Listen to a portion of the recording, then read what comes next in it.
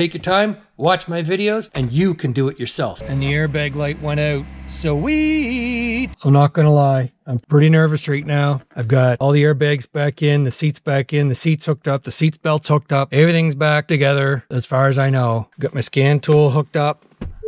I'm gonna wake this computer up. I do have my seat back all the way, just in case. Seems to be okay so far. We're gonna go through an auto scan with this thing and see what it has to say. Ford USA, automatic scan. Now, before I even did this job, there were several faults related to low power. And I think that's because at one point the battery was discharged. So I'm basically gonna go through a full scan. I'll record the results and then I'll clear every code and then cycle the ignition off and back on and see what it does after that.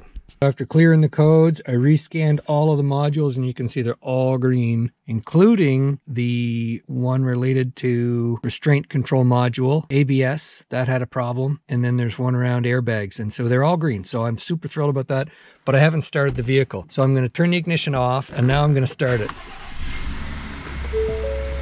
And the airbag light went out. Sweet! And if I put my seatbelt on, seatbelt light goes out. Awesome. No lights.